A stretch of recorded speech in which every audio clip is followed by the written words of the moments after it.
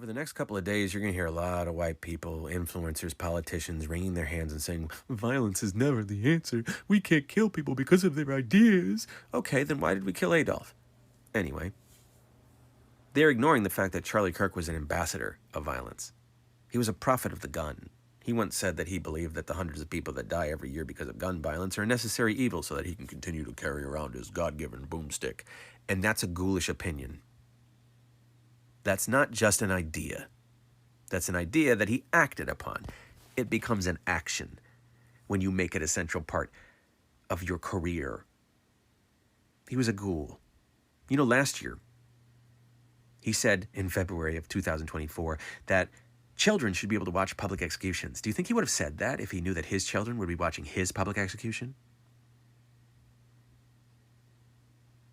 The fact of the matter is that we elevate all of these peaceful leaders. We elevate Martin Luther King Jr., we elevate Gandhi, we elevate Nelson Mandela, and the fact is that none of them would have been able to achieve much if they didn't have a militant counterpart doing the violence on their behalf. Martin Luther King Jr. understood this. He said, the riot is the language of the unheard, of the oppressed. That if the system does not take peaceful protest seriously, violence is inevitable, and he understood that.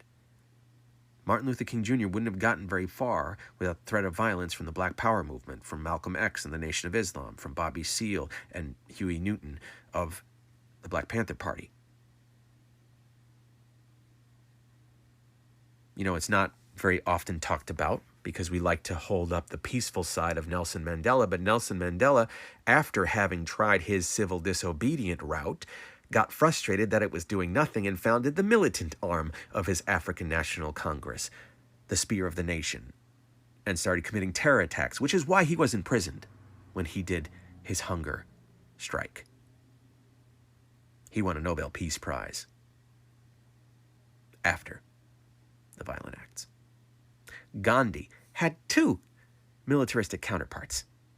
Bhagat Singh, who was the socialist counterpart that committed assassinations of British officials in India, and Subhash Chandra Bose, who was the fascist counterpart that allied himself with imperialist Japan and Nazi Germany in creating the Indian National Army to fight the British directly. Without those military counterparts, Britain wouldn't have left India. Just like without the militaristic attacks in Palestine, Britain wouldn't have left Palestine. And in Ireland, the political organization of Sinn Féin wouldn't have been able to gain much without the violent acts of the